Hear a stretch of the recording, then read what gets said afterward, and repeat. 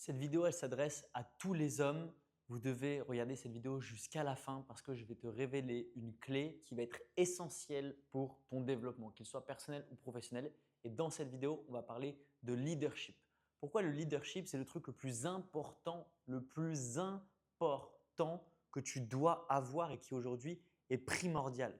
Le leadership, c'est quoi? C'est avant tout la connaissance de soi. Ça vient influencer sur qui tu es, sur ta confiance en toi, sur ta vision du monde, sur la connaissance que tu as toi-même, la connaissance que tu as des autres. Ça vient influencer tout ce que tu touches. Parce que tout ce que tu fais, que ce soit dans tes relations personnelles, que ce soit dans tes relations amicales, que ce soit sur le développement d'un projet, d'une entreprise, c'est toi le créateur.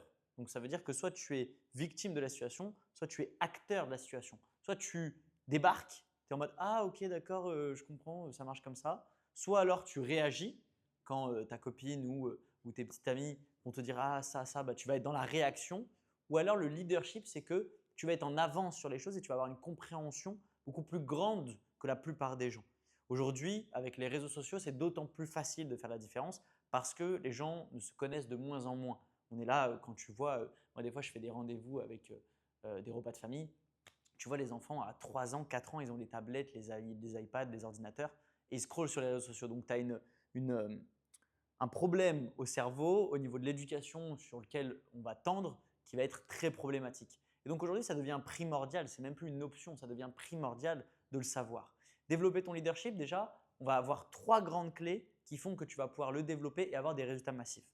La première des choses, c'est ta vision.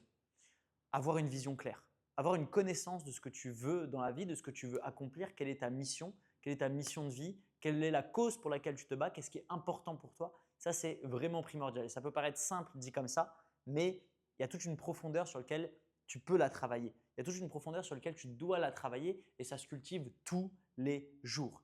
Ça, c'est hyper important pour chaque interaction. Tout à l'heure, j'ai fait des vidéos pour un banquier, pour demander des crédits. Eh bien, je lui partage ma vision. Je dois me vendre. Je dois me vendre en tant que personne. Et ça, c'est la base. Par le passé, j'ai vendu beaucoup d'offres et j'ai accompagné beaucoup de personnes sur la partie vente. Mais la première des clés que j'ai apprises qui m'a permis de vendre et même de vendre à des dizaines de milliers d'euros plusieurs fois, des dizaines et des dizaines de fois consécutives, c'est parce que avant tout, je sais me vendre. Avant de savoir vendre un produit, je sais me vendre moi. Et ça, c'est le plus important. Parce que tu vas être amené à te vendre constamment. Constamment dans toutes les interactions, c'est de la vente et donc tu dois apprendre à te vendre en tant que personne, sans rien, sans produit. Donc avant tout, c'est savoir te vendre et ça passe par communiquer ta vision. Tout à l'heure, quand j'ai fait, quand j'ai fait la visio pour le banquier, je lui ai vendu ma vision. Je lui ai dit voilà où j'en suis, voilà où j'étais, mais voilà vers quoi je tends. Voilà comment ça va se passer. Je fais preuve de certitude, je fais preuve de confiance. Donc, pour faire preuve autant de confiance et de certitude envers ma vision, il faut que je la travaille tous les jours. Ce n'est pas je la note une fois et je me dis ah ok je vais accomplir ça, boum je ferme le carnet, c'est fini. Non, je dois la cultiver tous les jours, la visualiser tous les jours et la personnaliser par rapport à mon identité. Qu'est-ce que je veux vraiment au fond de moi? Qu'est-ce qui est important pour moi? Quelle est la cause pour laquelle j'ai envie de me battre, pour laquelle j'ai envie d'avancer? Ça, c'est le point le plus important, c'est définir une vision claire et l'entretenir tous les jours, la cultiver tous les jours. Moi, par exemple, je vais regarder régulièrement des vidéos de concerts, de gens qui sont en concert, parce que ça me déclenche cette énergie, cette émotion en moi. Je vais la visualiser tous les jours, ça va me permettre de me reconnecter à ça. Et je vais sans cesse la personnaliser à ce que je veux, à ce qui me plaît, donc elle va être modifiée parce que bah, je grandis, donc forcément je vais la faire grandir avec moi, je vais la faire évoluer. Mais ça, c'est un point qui est très important parce que le fait de le partager, même quand tu fais des rendez-vous, si tu fais des rendez-vous, encore une fois, qu'ils soient personnels ou professionnels, le fait de partager ta vision, ça donne confiance aux gens. Parce que les gens suivent des gens et donc le fait que tu saches où tu vas et que tu aies une confiance sur le fait que tu vas l'obtenir, que tu sais vers quoi tu avances et que tu sais où tu vas dans la vie, que tu as de la clarté, eh ben forcément, les gens autour de toi, ça leur donne confiance. Ils se disent waouh, cette personne-là, elle sait où elle va et ça, on a envie de la suivre en fait. Et c'est comme ça que tu vas fédérer. Ça, c'est le premier point, développer ta vision. La deuxième des choses, c'est développer tes valeurs. Encore une fois, ça peut paraître simple, mais en profondeur. Développer réellement tes valeurs profondes. Qu'est-ce qui est important pour toi? Qu'est-ce qui ne l'est pas? Qu'est-ce que tu tolères? Qu'est-ce que tu ne tolères pas? Quelles sont les choses sur lesquelles ça doit être primordial d'avoir dans chaque relation ou dans chaque entreprise ou dans chaque domaine de vie? Là, parce qu'on parle d'une identité, donc quoi que tu fasses sur toi, dans tous les cas, ça va se répertorier, se dupliquer sur tout ce que tu fais ensuite autour. Donc, tes valeurs. Avoir des valeurs claires et encore une fois, les cultiver tous les jours. Pas simplement les écrire, mais les cultiver tous les jours, au jour le jour. Donc, tu peux te poser la question, comment je nourris mes valeurs? Par exemple, admettons, j'ai la valeur relation, la valeur aventure et la valeur partage, par exemple. C'est 3 valeurs fondamentales. Bah, ces valeurs-là, je vais les détailler ensuite. Ok, mais j'entends quoi par aventure? Qu'est-ce que je peux faire tous les jours pour avoir la sensation d'avoir de l'aventure? Qu'est-ce que je peux faire toutes les semaines pour avoir de l'aventure? Qu'est-ce que je peux faire tous les mois? Pareil pour la valeur partage. Qu'est-ce que je peux faire tous les jours? Qu'est-ce que je fais tous les jours ou qu'est-ce que je peux faire pour pouvoir nourrir cette valeur-là de partage? Et donc, de nourrir tes valeurs, c'est très important.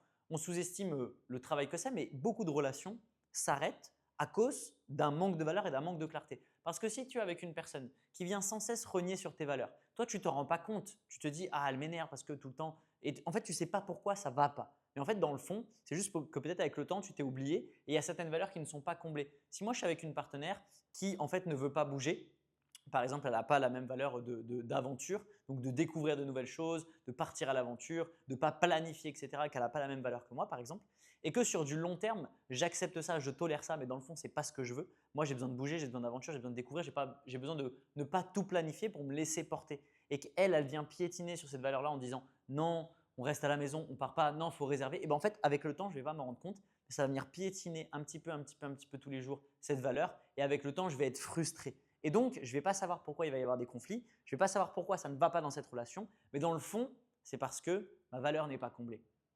Donc ça, c'est extrêmement important. C'est pareil pour une entreprise. Nombre de gens qui se lancent et qui ne savent pas pourquoi, soit ça ne marche pas, soit ils sont frustrés d'un truc. Ils sont frustrés et ils ne comprennent pas pourquoi. Ils ont l'impression que c'est à cause du business, ils ont l'impression que… Mais à cause des valeurs.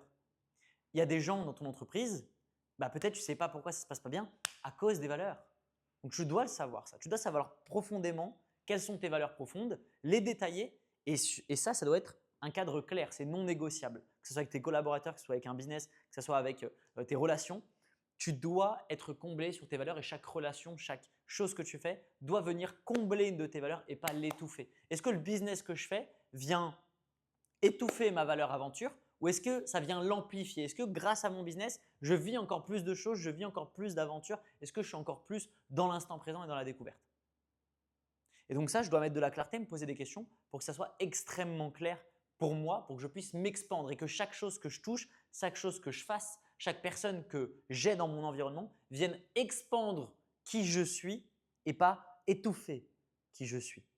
D'où cette fameuse sensation « Ah mais j'ai l'impression que mon potentiel n'est pas exploité à sa juste valeur ». Bah oui, parce que déjà tu n'as même pas conscience de qui tu es. Donc si tu n'as pas conscience de qui tu es, tu ne peux pas manager tout ton environnement et tout ce qu'il y a autour de toi pour venir t'expandre. Donc ça passe par un, faire le travail sur toi et de deux, sélectionner toutes les choses extérieures de ta vie en fonction de tes valeurs pour que ça vienne l'expandre, expandre ta personne, expandre ton identité, expandre ton rayonnement et pas l'étouffer à petit feu.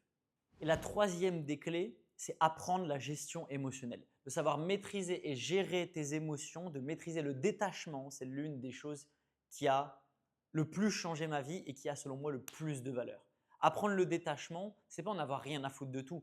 Apprendre le détachement, c'est avoir suffisamment confiance en soi pour être détaché de tout ce qu'il y a autour de toi.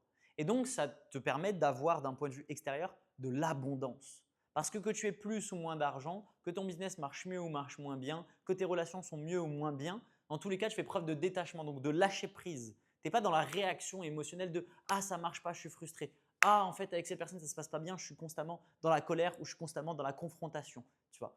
Donc, on voit que de l'extérieur, quelqu'un qui est rapidement irritable, que des petites choses viennent le challenger ou viennent le lancer émotionnellement, ce n'est pas digne de confiance. C'est pas digne de confiance.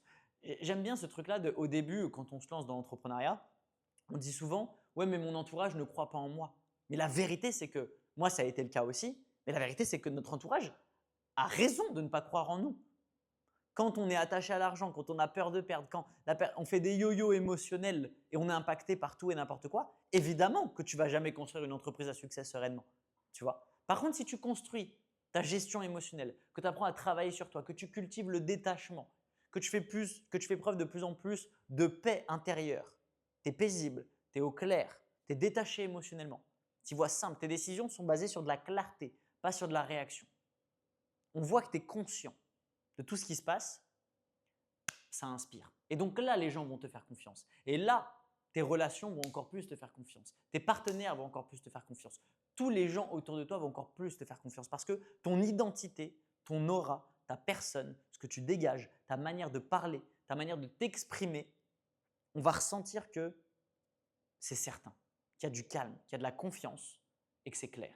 Et ça va attirer littéralement les gens auprès de toi, ce qui va te laisser encore plus d'opportunités. Encore une fois, qui va te faire encore plus rayonner. Donc la gestion émotionnelle, c'est à ne pas sous-estimer, à ne pas se dire « Ah mais j'en ai besoin, pas besoin ». J'ai plein de gens des fois qui me disent « Ah moi j'en ai pas besoin ». Mais c'est ceux qui pensent qu'ils n'en ont pas le besoin, qu'ils en ont en réalité le plus besoin. C'est un truc qu'on a tous besoin. Ça se travaille tous les jours, tous les jours, tous les jours, tous les jours, tous les jours. Et avec entraînement, avec rigueur, avec le temps, tu as un vrai écart qui se crée et tu le sens. Tu rentres dans une pièce, tu rentres dans un endroit, les gens sentent les gens. Tu sens directement quelqu'un qui est victime de ses émotions ou quelqu'un qui se gère émotionnellement. Et ça donne confiance. Et si tu es capable de te donner confiance à toi-même en travaillant ces 3 points, alors les gens vont te faire confiance. Alors si tu veux passer au niveau supérieur et travailler ces 3 points instantanément, clique dans la description et rejoins-nous de l'autre côté.